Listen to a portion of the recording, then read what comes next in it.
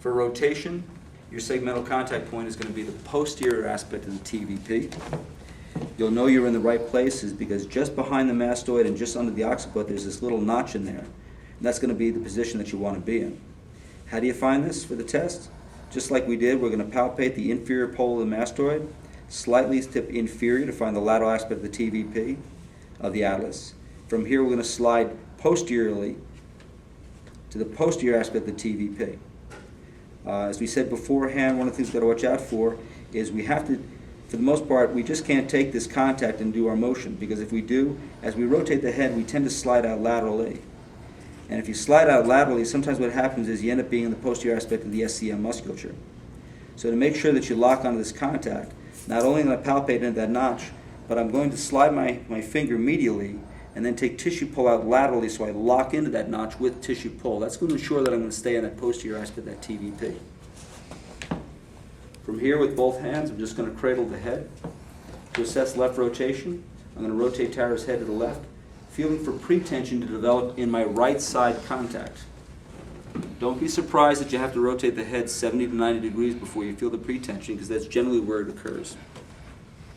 Once I feel the pretension, if I want to assess joint play, I can back off this pretension and then reestablish it.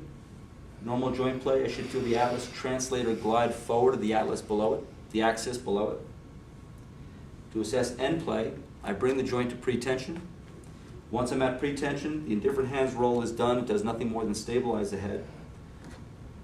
As I continue to spring through my contact side, that 1/8 of an inch, feeling for the give and the resiliency as I release my pressure. In essence, the way the motion of the hand is going to be is like turning this steering wheel of a bus. So for rotation, your segmental contact points, the posterior aspect of the TVP, your line of drive is going to be P to A.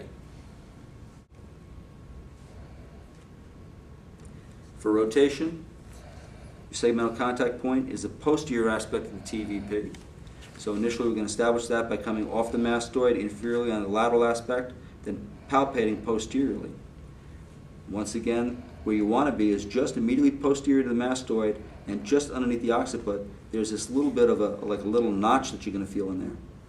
To make sure that you lock on the posterior aspect of the TVP, you're going to take your contact point. We're going to slide medially and take tissue pull out laterally so we can lock into that contact point. If you don't do this, a lot of times you end up being in the posterior aspect of the SCM musculature and not really on the TVP of atlas.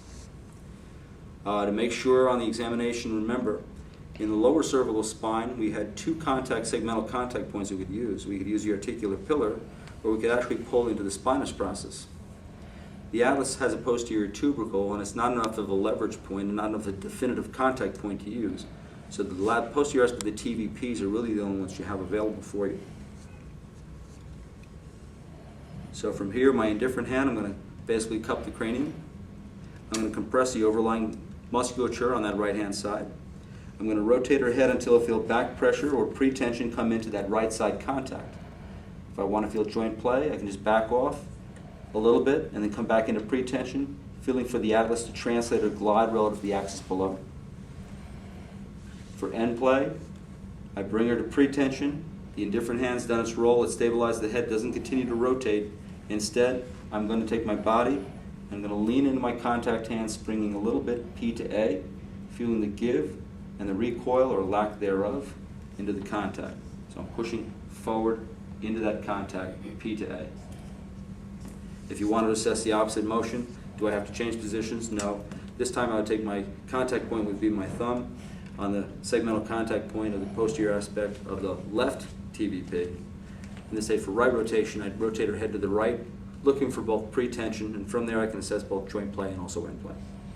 Translation and also rotation of the atlas in a seated position on a human being. Smile, Tara. I did.